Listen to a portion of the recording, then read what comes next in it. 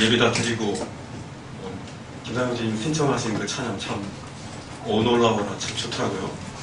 주님이 참 오 놀라워라 찬양이 참 제 머릿속에 남고요.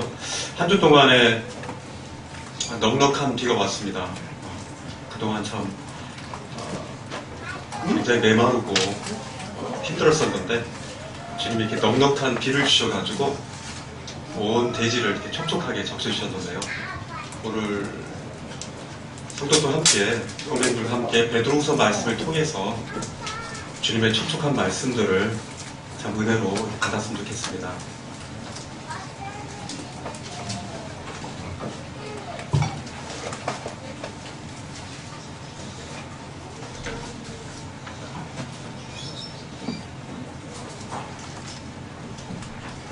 시간 되는 대로 가능하면 한 11절까지 나가보기로 하겠습니다. 베드로후서는 이제 베드로전서 다음에 있죠. 베드로전서는 이제 외부에서 오는 여러 핍박들을 받았던 그 당시 상황입니다. 저희가 만약에 초대교회 때 지금 현장에 저희가 있었다면은 사뭇 이 분위기가 다르겠죠. 그 당시에는 많은 핍박들이 있었고요. 또 외부적으로 표현할 수 없는 그런 그 믿음이 생명을 걸고 이렇게 믿어야 되는 그런 긴장된 분위기들이 있었습니다. 베드로후서는 이제 그 이후에 이 외부의 어떤 그 부분보다도 내부적인 부분이 큽니다. 거짓 그런 교사들이 들어와서 우리 안에서 그 교회 안에서 하나님의 말씀을 흐리게 하고 또 성도들 간에 서로 말씀으로 서로 찢고 그리고 하나님이 주님이 오실 그 강림에 대한 부분도 흐트러뜨리면서 하나님의 귀중한 진리들에 대해서 흐트러뜨리는 그런 거짓 목자들이 이 안에 있었습니다.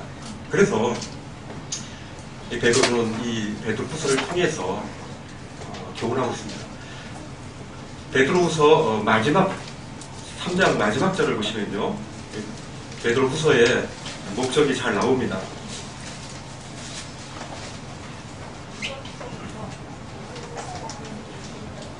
같이 읽어보겠습니다. 3장 18절 시작. 오직 우리 주 곧 구주 예수 그리스도의 은혜와 그를 아는 지식에서 자라가라. 영광이 이제와 영원한 날까지 그에게 있을지어다. 우리가 구주 예수 그리스도 은혜와 그를 아는 지식에 자라가라는 겁니다. 우리 자라가라는 것은 상당히 중요합니다. 저희 집 앞에 조그만 텃밭이 있지만 감자를 심었는데 한 20일이 지나도 싹이 안 나오더라고요. 그래서 매일마다 퇴근 때마다 와가지고 싹이 나나 안 나나 했는데 한 2주 정도 늦게 심었거든요. 옆집보다. 근데 안 나는 거예요. 그래서 되게 궁금하더라고요. 근데 어느 날 갑자기 저도 모르는 사이에 이만큼하게 이렇게 나와 있어요. 이 자란다는 것은 굉장히 보는 이로 하여금 흐뭇하게 합니다.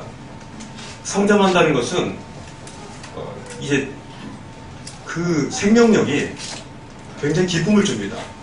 하나님 우리를 통해서 우리가 자라나는 모습을 볼 때 하나님 굉장히 기뻐하실 겁니다. 우리 자녀가 신체적으로나 또 지혜나 지식 이런 여러 가지 측면에서 자라지 않고 계속 그 자리에 있다면 굉장히 마음이 아플 거예요. 막 약을 먹이겠죠. 키 크는 약도 먹이고 또 뭐 몸을 늘리는 그런 기구들도 사용하기도 하고 그러면서 어떻게든지 성장하는 그 부분에 대한 것들을 신경을 쓸 겁니다. 그런데 이상스럽게 우리가 영적인 측면에서 이 부분들을 그냥 방치해둘 때가 많이 있습니다. 그러고 말미암아 우리의 지식에 대한 성장이 없고 하나님을 향한 아는 지식에서 우리가 점점 멀어지면서 영적인 핍절함 가운데서 이번 주에 온 그런 비처럼 넉넉하게 오는 것이 아니라 굉장히 메마르고 건조하고 이런 어떤 신앙생활을 통해서 내가 구원을 받았는지 안 받았는지까지도 이제 의심할 정도의 그런 지경에까지 이르게 되는 것입니다. 이렇게 자라나는 것은 굉장히 중요한 것입니다. 성장하는 것은 이것은 굉장한 기쁨입니다. 사람이 하나의 그 감자 자라는 것도 이렇게 기다리는데, 하나님은 우리가 구원받고 나서 그리스도 안에서 우리가 싹을 맺고 이렇게 탁 튀어나오는 그 성장하는 모습을 하나님 얼마나 기대하시겠습니까? 그것이 바로 하나님이 이 땅 가운데 우리 가운데 놓아준 그 목적일 것입니다.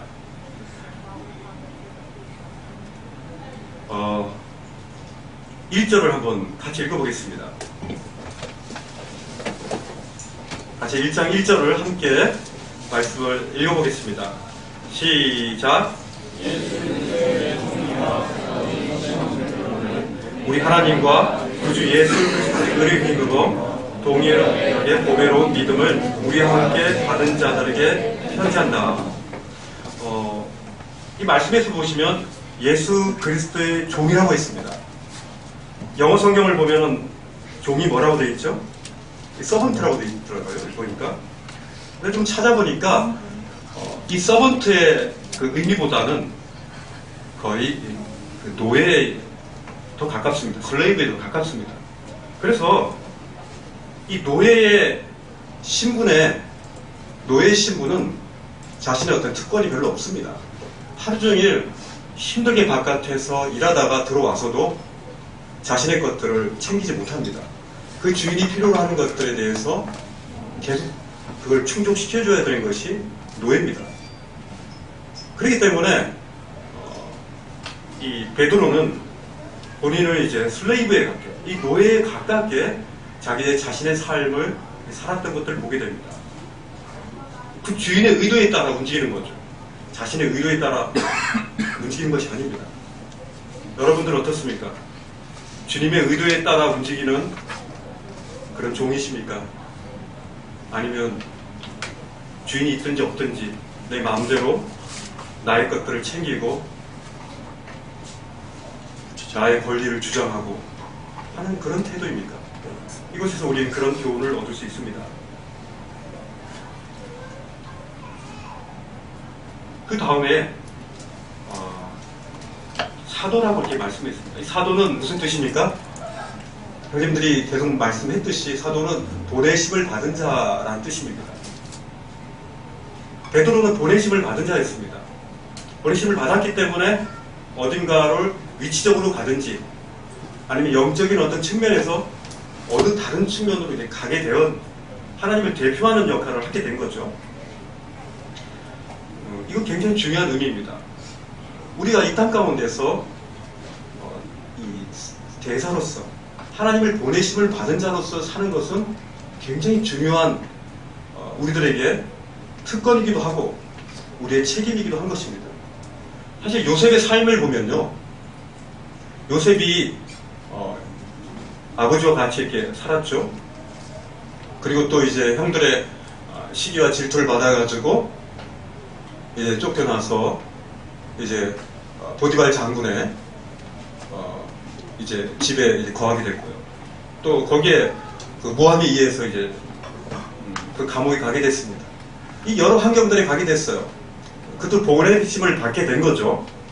근데 그가 하나님의 영이 하나님을 말미암아 하나님을 계속 하나님을 의식하면서 그가 살았던 거죠. 결국 그가 뭐가 됐습니까? 국무총리가 됐습니다. 대단한 겁니다. 바로가 자신의 인장 반지를 그에게 주면서 내 위로는 내 아래 바로 너다. 네가 2인자라고 하면서 그의 반지를 이렇게 내어주는 걸 보게 됩니다. 근데 요셉이 그 국무총리 이후에 만났던 경험했던 것이 더 저는 귀중하다는 생각이 들어요. 왜냐하면 이 국무총리가 된 이후에 그 형들이 이제 먹을 것을 구하기 위해서 애국으로 왔습니다. 그리고 만났습니다. 그리고 나서 그가 그 형들을 보면서 울면서 그가 형들에게 얘기합니다. 하나님이 나를 이곳에 보내신 것은 생명을 살리기 위해서 나를 보냈다는 걸 알게 됩니다. 그가 애국으로 결국은 여러 곳을 보내심을 받았지만 그 보내심을 받게 된 그 이유는 하나님이 요셉을 보냈다는 것입니다. 그가 그 보내심에 대한 부분들을 분명하게 국무총리가 된 이후에도 별 부족함이 없음에도 불구하고 그 형들을 눈물로 받아들이면서 하나님 나를 이곳에 보내신 이유는 생명을 살리게 하기 위해서 이렇게 왔구나 라는 것들을 하나님 앞에 감사드리는 그 모습이 나오는 겁니다. 우리는 어디로 보내심을 받았습니까? 이제 우리는 이곳을 지금 교회에 우린 보내심을 받았죠. 지금 함께 형제자매들과 함께 교제를 합니다. 또 이제 월요일이 되면은 보내심을 받습니다. 아침에 일어날 때 우리는 보내심을 받았다라고 여겨야 됩니다. 왜냐하면 우리는 보내심을 받은 것입니다. 그렇지 않을 때 우리가 가는 곳에 대사로서의 역할들을 할 수가 없습니다. 대사로서의 사명감을 가질 수 없습니다. 하나님이 주신 이 땅에서의 우리의 놀라운 이 사명을 우리는 우리 스스로가 느끼지 못한 채 그대로 흘러나가는 것입니다. 우리에게는 굉장히 귀중한 시간이 있습니다. 그리고 잊혀져버린 시간이 있습니다. 제가 중학교 때 시간은 저는 아무 생각이 없습니다. 중학교 때 3학년 때 시간은 정말 아무 생각이 없었어요. 아침에 밥 먹고 일어나서 학교 가고 집에 오고 정말 아무 생각이 없었습니다. 무의미합니다. 다시는 그런 시간을 갖고 싶지 않습니다. 우리가 아침에 일어났을 때 우리가 가는 그곳이 바로 대사로서의 우리의 사명을 받은 곳입니다. 그곳에서 저희는 하나님께 종으로서 하나님 보내심을 받은 대사로서의 역할을 해야 되는 것입니다. 이거는 의무가 아닙니다. 우리에게 이미 주어진 특권입니다. 예전에 마틴 루터가 한 말이 생각이 나네요. 그가 소젖을 짜고 있는 그 여자 하인에게 물었습니다. 너 왜 소젖을 지금 어떻게 짜고 있냐? 너 소젖을 왜 짜냐?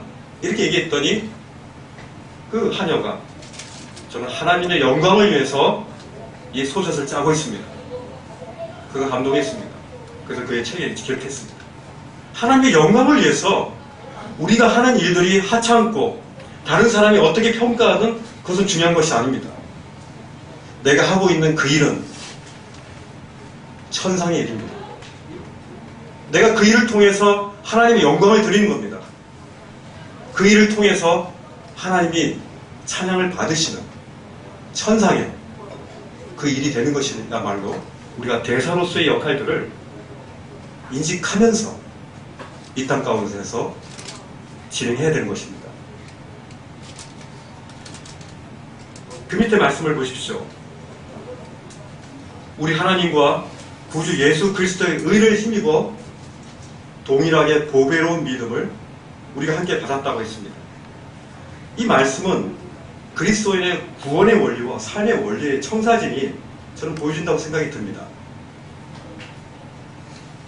우리의 의는 우리 스스로가 우리 행위에 의해서 우리가 의롭다함을 하나님 앞에 얻지 못합니다. 얻지 못했고요. 앞으로도 우리의 행위에 의해서 하나님 앞에 그게 잘난 것이 없습니다. 이미 하나님께서 뒷 말씀도 있겠지만 우리에게 이미 모든 것들을 우리에게 주셨습니다. 우리의 창고에, 우리의 마음의 창고에, 영혼의 창고에 가득가득 채워주셨습니다. 그런데 우리가 자주 잊어버리는 것이 바로 우리 하나님과 우리 주 예수 그리스도의 의를 힘입어서 우리가 의롭게 되었다는 사실들을 잊어버리면 안 된다는 것입니다. 오늘도 우리는 예배를 통해서 그리스도의 그 놀라우신 십자가의 그 놀라운 사랑에 의해서 우리가 의로움을 받았다는 사실들을 확인했습니다. 우리는 매주마다 이런 놀라운 특권을 가지게 됐어요. 저는 매주마다 저희 교회 예배를 드릴 때마다 참 감동이 있습니다.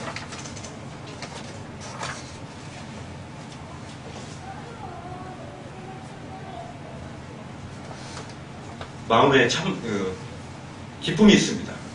왜냐하면 이 하나님을 찬양하는 감사드리는 것이 너무나 크게 저한테 이렇게 감동이 됩니다. 바로 우리 주 예수 그리스도 그 의로 힘입어서 하나님 우리에게 그 놀라운 그 보배로운 믿음을 우리에게 주신 것입니다. 이 믿음이 없다면 우리가 어떻게 이런 예배를 드릴 수 있겠습니까? 이 믿음은 정말 보배로운 믿음입니다. 보배롭다는 건 뭡니까? 다른 것과의 가치가 월등하다는 것입니다. 결코 따질 수가 없습니다. 우리들 가족 중에 한 명이 배를 쥐고 떼굴떼굴 굴릅니다. 그때 우리는 어떻습니까? 가만 냅두질 못합니다. 왜냐하면 그가 보배롭기 때문에 그렇습니다. 그를 병원에 데려갑니다. 굉장히 많은 돈을 필요로 하는 수술이 필요합니다. 그때 우리는 적금이 있던 뭐든 다 모아가지고 다 털어가지고 그 병을 고치기 위해서 수술합니다. 그것도 모자라다면 우리 전세금 다 뺍니다. 그리고 집 팝니다. 왜냐? 그는 보배로운 존재이기 때문에 그렇습니다. 우리의 믿음은 바꿀 수 없는 그런 보배로운 것입니다. 우리에게 있는 믿음은 이건 귀중한 것입니다. 결코 다른 것과 바꿀 수 없어요. 어떻게 우리가 이렇게 하나님을, 보이지 않는 하나님을 이렇게 믿게 되는 겁니까? 어떻게 2000년 전에 계셨던 그 젊은 예수 그리스도를 나의 주 나의 하나님으로 우리가 모실 수 있는 겁니까? 이것은 기적입니다. 이건 보배로운 믿음입니다. 하나님이 우리를 선택하신 것입니다. 우리를 부르신 것입니다. 우리를 택정하여 주신 것입니다. 이 놀라운 은혜의 자리에 우리는 초대받은 것입니다. 그렇기 때문에 이 놀라운 믿음을 통해서 우리는 주님을 찬양할 수 있는 것입니다. 그렇기 때문에 우리는 참 이 주님께 찬양과 예배를 드릴 때 마음에 감동이 있는 것이죠.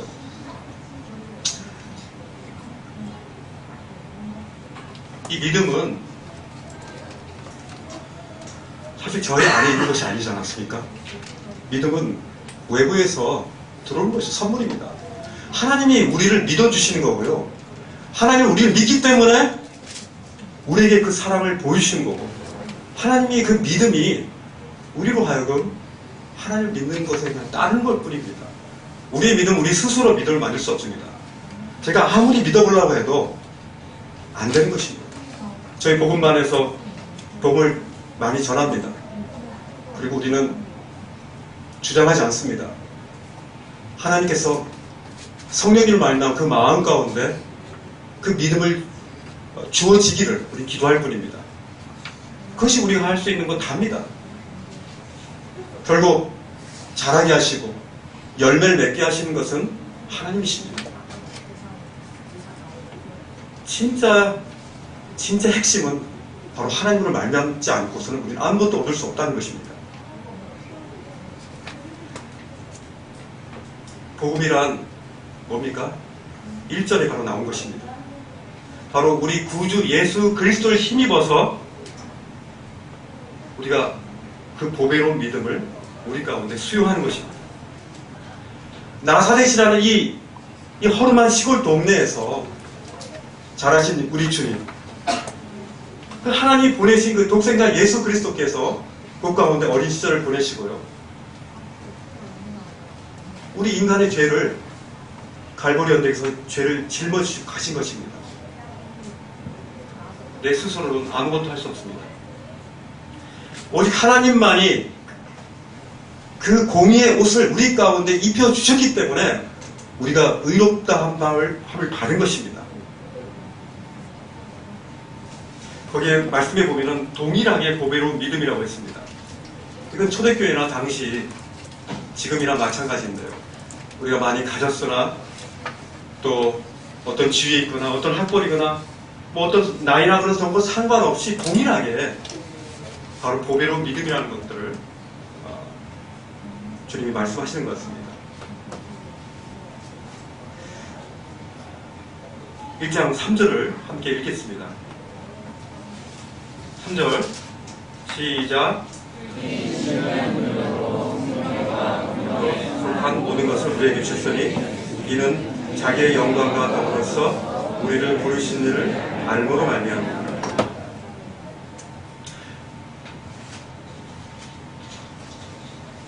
이 3절, 4절 말씀을 통해서 사도 베드로는 믿음의 토대 위에서 우리가 그리스도의 이 보배로운 믿음을 가졌을 뿐만 아니라 그 그리스도의 신성한 성품에 우리가 참여하길 원한다고 말씀하고 있습니다.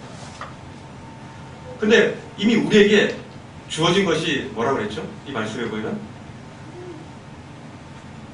이 생명과 경건에 속한 모든 것을 우리에게 이미 주셨다고 했습니다. 이 생명은 영적인 생명입니다. 우리의 육체적인 생명도 있지만은 하나님 우리 가운데 주신 이 영원한 생명, 이 영적인 생명을 의미합니다. 그리고요, 또 이 경건이 뭡니까? 하나님 앞에서 바로 하나님의 그 권위와 하나님의 그 위엄 가운데 앞에 있는 그런 상태를 의미합니다. 경건은 우리가 인위적으로 치장할 수 없는 겁니다. 그것은 우리 앞에 계신 그 하나님의 그 위엄과 하나님의 그 거룩하심 앞에 우리가 있을 때 우리 자신이 그 경건해지는 거죠. 그래서 우리가 만드는 것이 아니라 하나님 앞에 있을 때 되어지는 상태인 것입니다.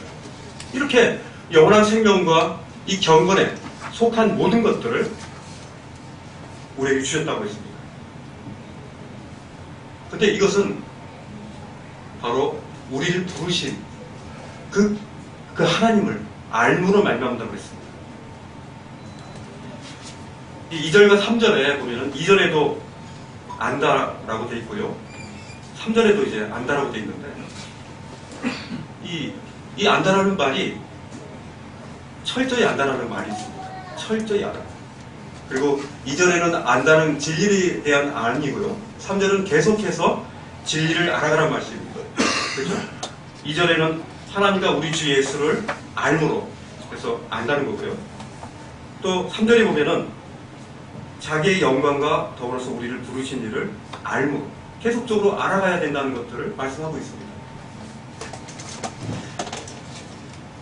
이 생명과 경건에 속한 이 모든 것들은 하나님을 깊이 있게 하나님의 말씀을 우리가 깊이 있게 아느냐 모르느냐에 따라서 굉장한 차이가 있습니다. 우리가 상대방을 알 때 어떻습니까? 굉장히 피한적으로 아는 사람들이 많죠. 비즈니스로 아는 사람이 많고요. 심지어 직장에서 거의 한 10년 이상을 같이 있어도 잘 모릅니다. 왜냐하면 그 안에 있는 깊은 속내를 얘기한 적이 없어요. 그리고 그의 의도가, 그의 귀중한 것이, 그가 의도하는 것이 뭔지 잘 몰라요. 알기 위해서는 깊은 것을 알아야 됩니다. 그래서 이 안도 품질의 차이가 있다는 거예요. 우리가 상대방을 알 때 깊이 있게 아는 게 필요한데 하나님도 마찬가지입니다. 우리가 아침에 경건 읽기로 하고 말씀 읽기로 하고 기도하고 할 때 정말 하나님을 안다고 할 때 하나님에 대한 하나님의 그 마음을 정말 아는 것이 굉장히 필요합니다. 그러기 위해서 우리는 하나님이 말씀하실 때 우리가 침묵할 수 있어야 되고요. 우리가 하나님께 기도할 때 하나님의 의도를 먼저 기다리는 그런 기도가 필요한 것입니다. 그렇지 않고 그냥 우리의 것들을 계속적으로 하나님 앞에 계속 우리 일방적으로 하나님께 한다는 것은 하나님을 알 수 없도록 하는 하나의 방법이기도 합니다. 이 하나님을 안다는 것은 특별히 생명과 경건에 속한 모든 것들을 우리에게 주셨다고 그랬지 않습니까? 이건 요한복음 15장에 있는 이 원리하고 좀 비슷하다는 생각이 듭니다. 요한복음 15장이 어떤 원리입니까? 우리가 이 포도나무가 있는데 포도나무가 본질입니다. 그리고 우리는 뭐라고 했죠? 우리는 가지라고 했습니다. 가지 스스로가 열매를 얻지 못합니다. 포도나무가 열매를 얻는 거죠. 가지는 포도나무에 있을 때 그 본질로부터 영양분을 받고 본질로부터 그 정보를 얻어가지고 거기서 이제 그 가지를 통해서 그 가지 위에 주렁주렁 포도 열매가 맺혀지는 거죠.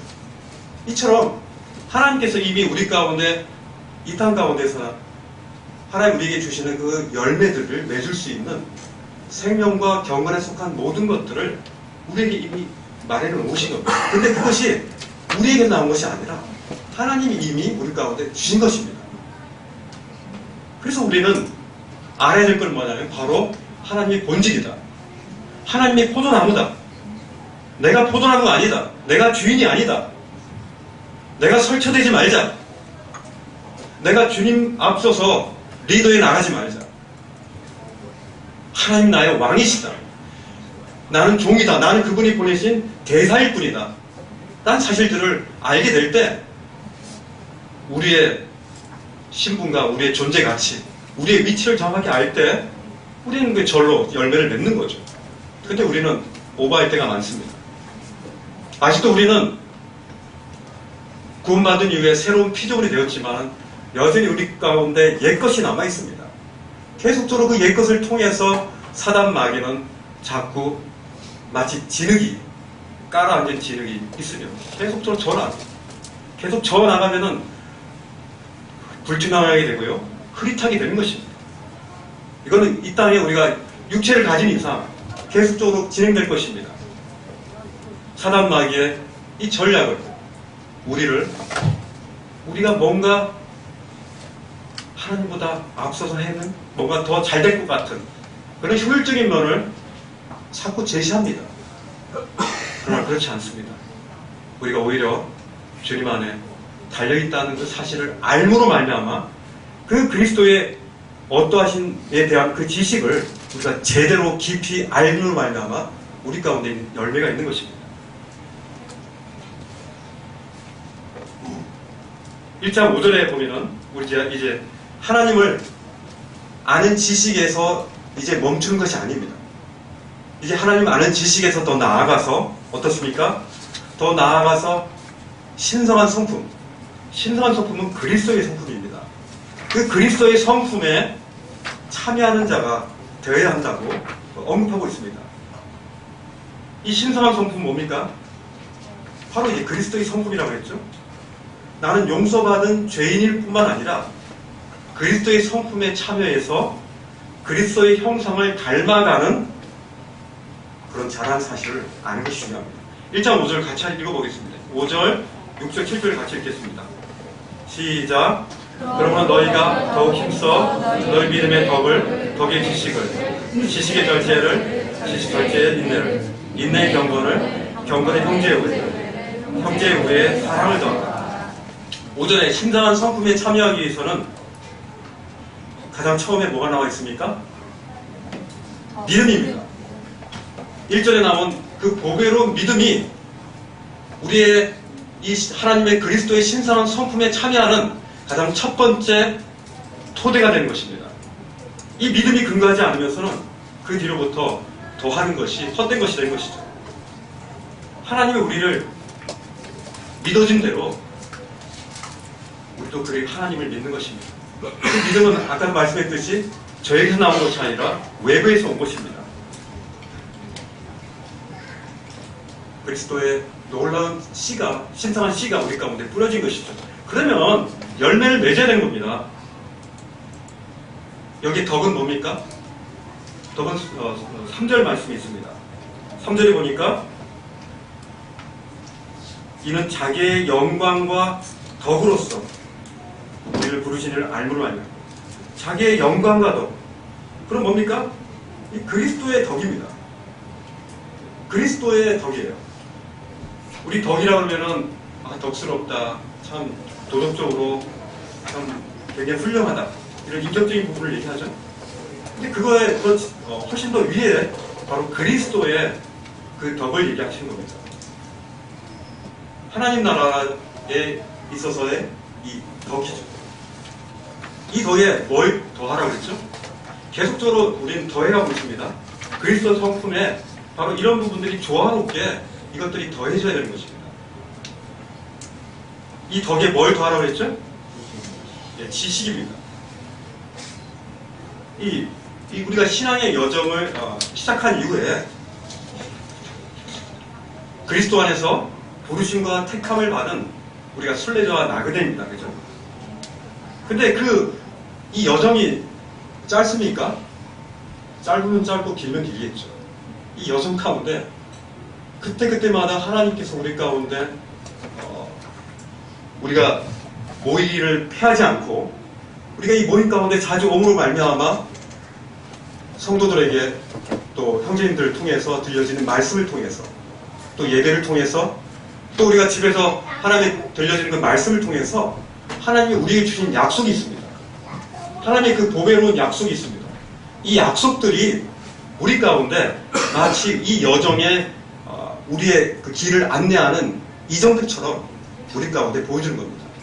이 약속들이 있기 때문에, 이 이정표들이 있기 때문에 우리가 우리의 날이 끝날 때까지 우리가 그 하나님을 신뢰하면서 갈 수 있도록 우리를 가르쳐 주시는 겁니다.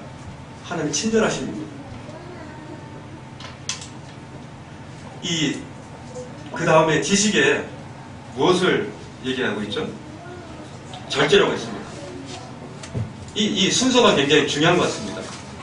이 지식의 절제라고 했는데, 우리가 어떤 사실들을, 이 지식을 가졌을 때 우리에게는 마음의 변화가 일어납니다. 예를 들어서 어떤 시험이 있다 그러면 어떻습니까? 시험을 준비하기 위해서 우리는 절제합니다. 가고 싶은 곳도 안 가고, 참 수다를 떨고 싶은데 수다도 떨지 않고, 또 자기가 하고 싶은 그런 취미들도 하지 못하는 것입니다. 우리가 어떤 일들을 방향과 어떤 목적이 있을 때, 어떤 소망이 있을 때 우리 가운데 절제가 있습니다. 우리가 왜 절제하지 못합니까? 그것은 하나님의 목적을 잃어버린 것입니다. 하나님의 소망을 잃어버렸기 때문에 우리가 절제하지 못하고 거기서 무너지는 것이죠.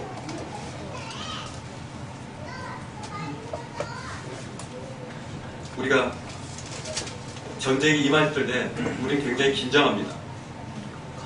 우리 군사를 모집한 자를 기쁘게 하기 위해서, 그 전쟁에 승리하기 위해서 우리는 모든 도구를 다 갖추고 상대방을 제압할 그런 무기들을 갖추고 준비된 삶을 삽니다.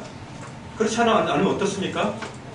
그냥 반바지 입고 러닝 입은 채로 사는 그런 신앙의 삶이 그런 것입니다. 우리는 준비되어 있지 않습니다. 우리는 얼마든지 사단 마귀가 우리를 유혹할 때 넘어질 준비를 이미 하고 있는 것입니다. 우리가 우리를 유혹하면 우리는 그곳으로 바로 빠질 수 있는 그런 여건을 스스로가 마련하고 있는 것입니다. 왜 그렇습니까? 절제가 없기 때문에 그렇습니다.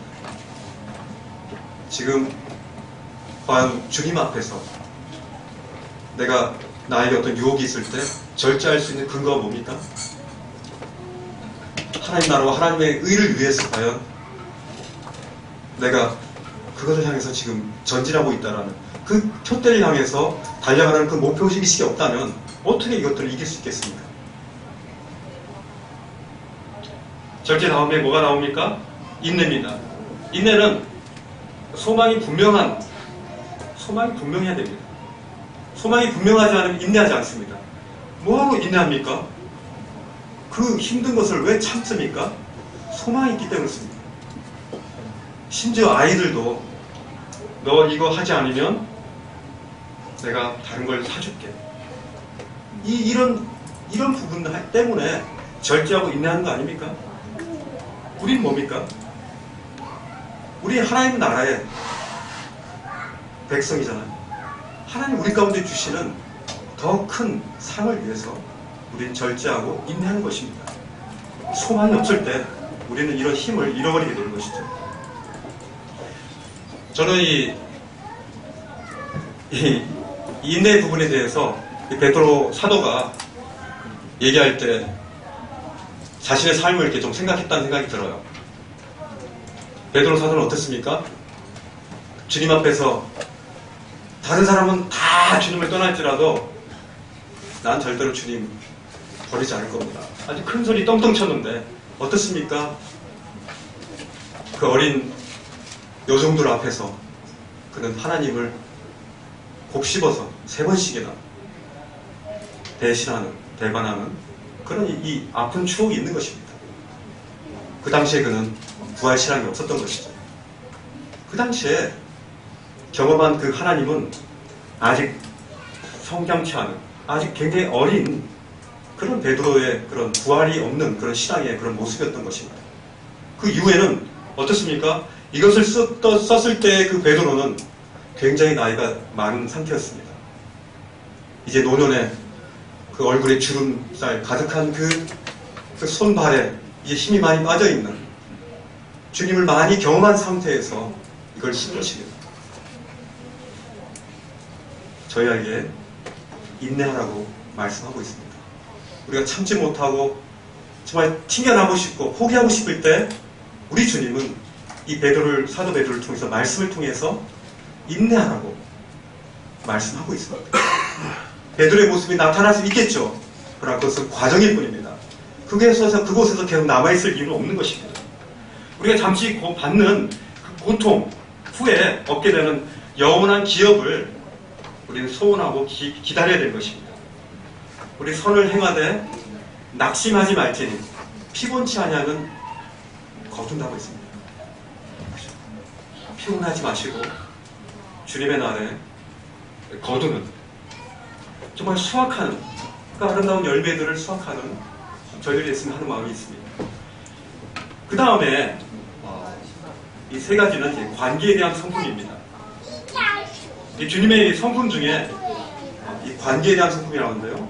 하나는 경건과 형제의 우애와 이 사랑이 나옵니다. 한번 밑에 말씀 보십시오. 이 경건은 아까 말씀드렸듯이 하나님 앞에 서 있을 때 지켜지는 나의 상태죠. 그죠? 이 경건은 이 사랑과의 관계 속에서는 결코 제가 경건할 수 없는 겁니다.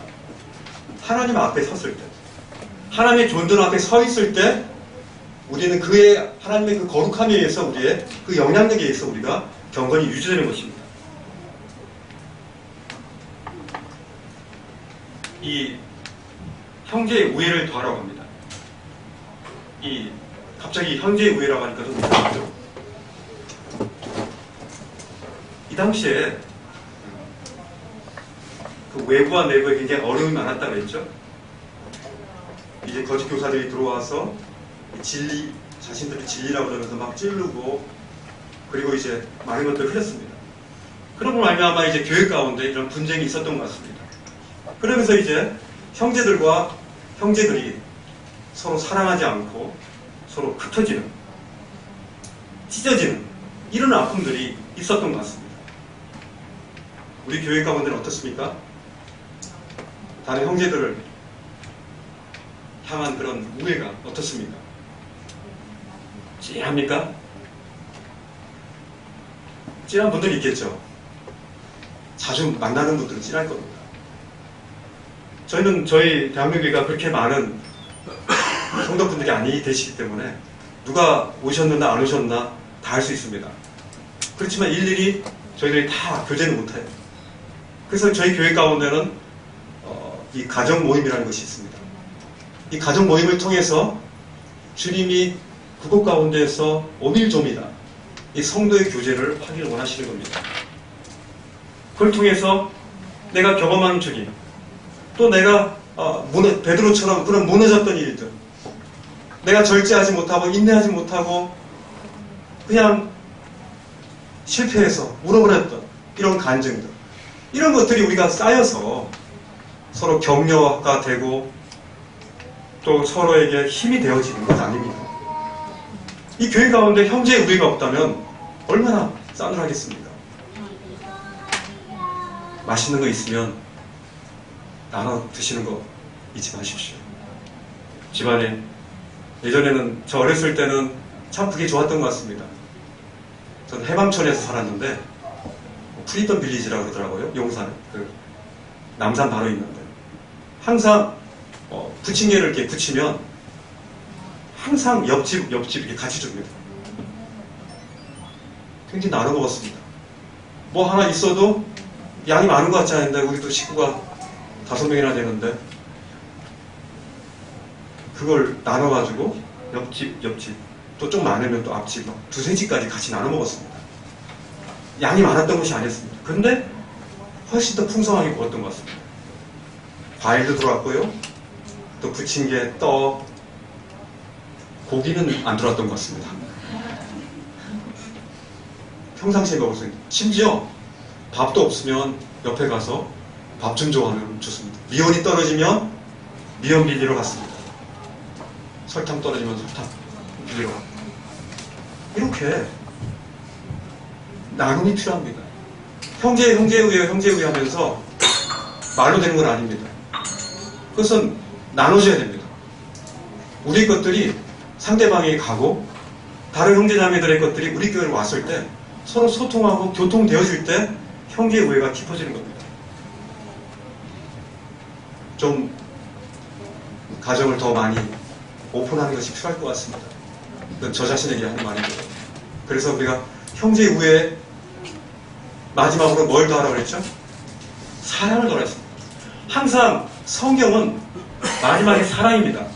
믿음, 소망, 사랑. 이 지식의 절제부터 쭉쭉쭉 해가지고 결국 사도 베드로도 사랑으로 마칩니다.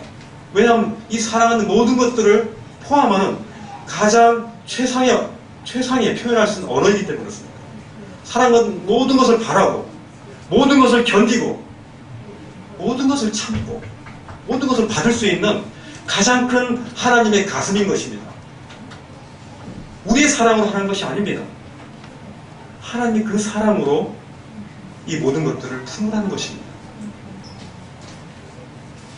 이런 놀라운 그리스도의 성품에 참여하는 것은 놀라운 모험입니다. 물론 차례차례대로 지식의 절제, 믿음의 지식에 이렇게 차례차례 나가는 것이 아닙니다. 분산될 수도 있습니다.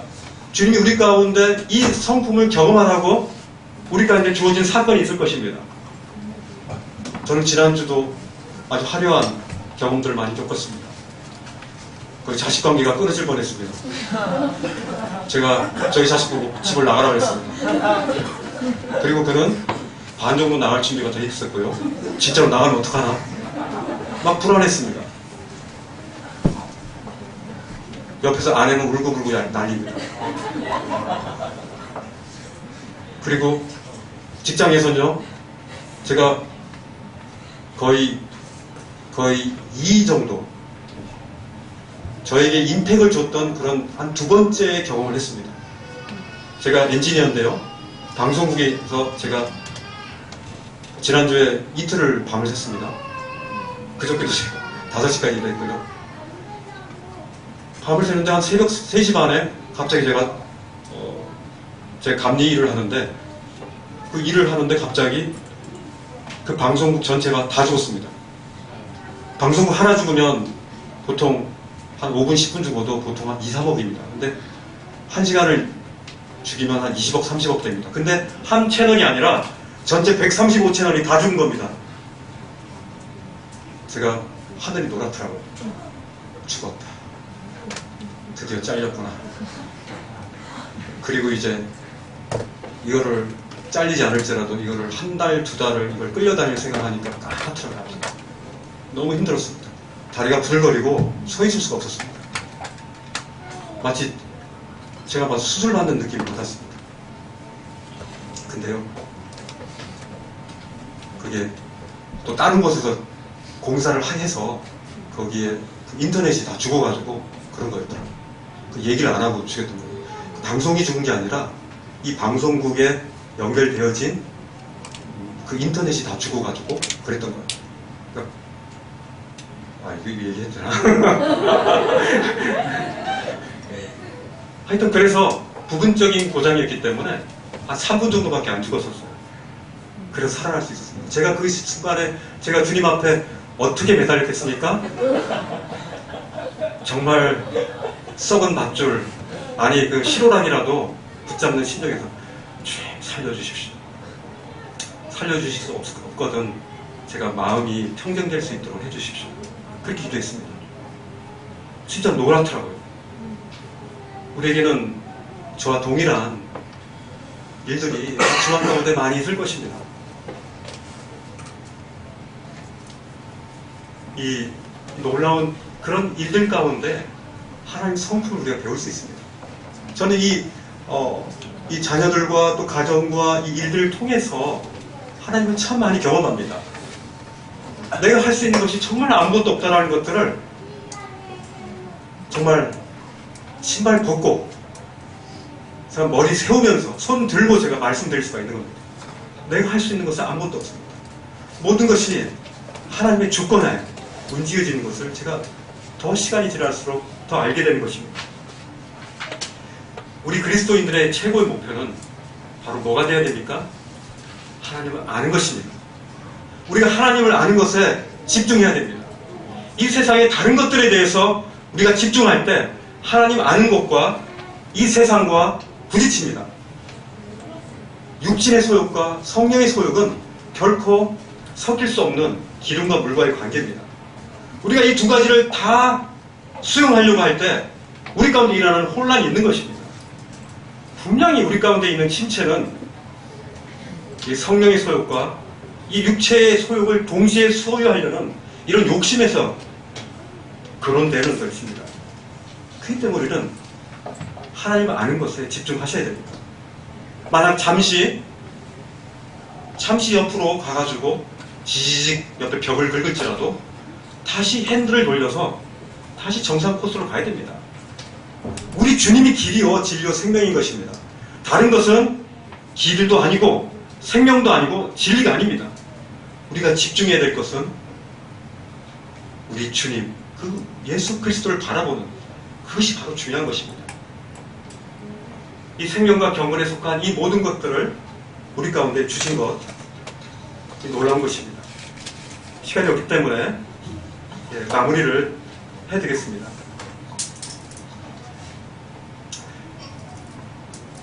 1장 8절에 제가 말씀드린 그런 부분이 있습니다. 같이 읽어볼까요? 시작. 이런 것이 너희에게 있어 흡족한즉 너희로 우리 주 예수 그리스도를 알기에 게으르지 않고 열매 없는 자가 되지 않게 하려니와. 우리 생활의 게으름이라든지 또 뭐 취미활동, 사업활동 이런 것들에 우리의 마음이 온 전력을 다 기울이고 있습니다. 우리의 육체는 이 영적인 이 하나님에게 집중하지 못하도록 온 세상은 그쪽으로 우리를 자꾸 끌어갑니다. 중력의 상태입니다. 우리는 이 중력의 상태를 거스르지 않으면 이 영적인 성장을 할 수가 없는 것입니다. 그런데 사도 바울은 이런 분주한 일에 우리가 빠져서 우리 예수 그리스도를 알기에 게으르지 말라고 합니다. 이런 일에 게으르면 나타나는 현상이 뭡니까? 바로 열매가 없다는 것입니다. 열매가. 그리스도의 인격을 우리가 함양하는 일에 우리의 초점을 기울이시는 것이 중요합니다. 다 남는 것이 뭐냐면은 그리스도의 성품입니다. 그 사람이 아무리 우리 나 가운데 많이 베풀고 뭐 하고 해도 포근한 사람이 있지 않습니까? 왠지 만나고 어려울 때 또 찾아가고 싶은 그런 이게 그리스도의 성품입니다.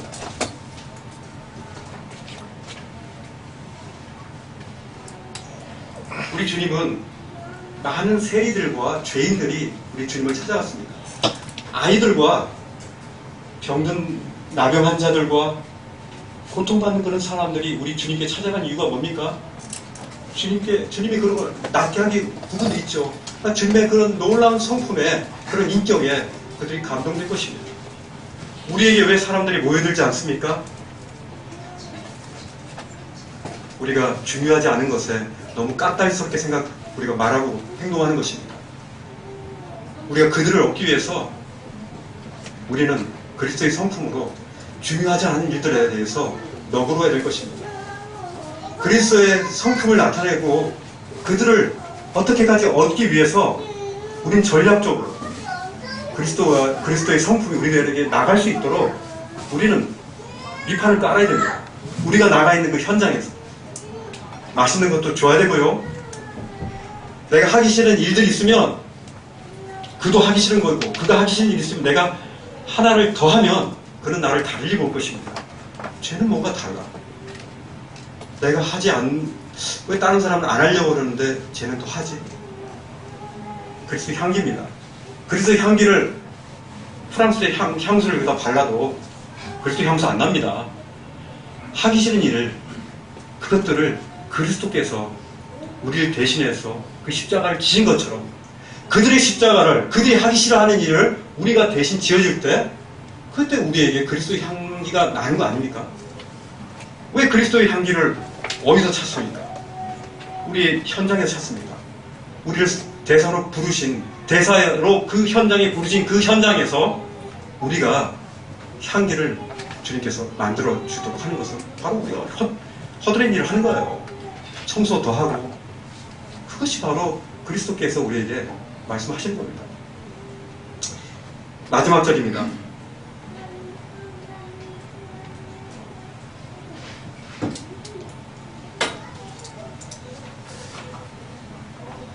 11절 같이 읽겠습니다. 시작. 사면 우리 주 예수 그리스도의 영원한 나라에 들어감을 넉넉히 너희 주십니다. 저는 여러 임종하시는 그런 분들을 봤습니다. 그들의 임종 순간에 그들의 인생의 결론이 열매가 판단되어진다는 생각이 듭니다. 베드로 사도는 우리가 죽음 이후에 예수 그리스도의 영원한 나라에 들어감을 넉넉히 주신다고 했습니다. 넉넉히.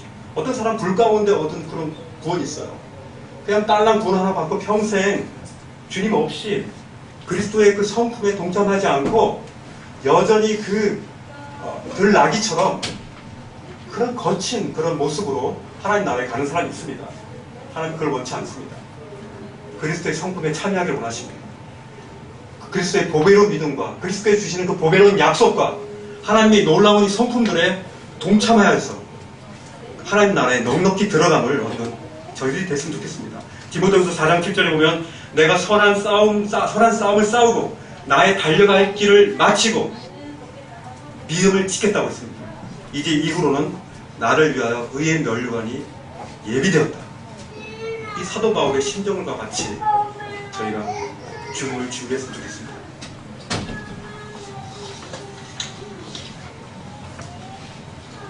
기도하겠습니다. 하나님 감사드립니다. 오늘 주님이 저희 가운데 주신 이 보배로운 믿음과 하나님이 주신 이 보배로운 이 약속들을 따라서 우리가 이 믿음의 근거 위에 그리스도의 그 놀라운 이 성품 동참하여서 우리가 이 땅에서 참 주님께 매어 달려 놀라운 그리스도의 열매들을 맺어서 하나님 나라에 넉넉히 들어감을 얻는 저희들이 됨을 위해서 참 감사드립니다. 이 놀라운 말씀을 위해서 감사드렸고 예수 그리스도의 이름으로 기도했습니다.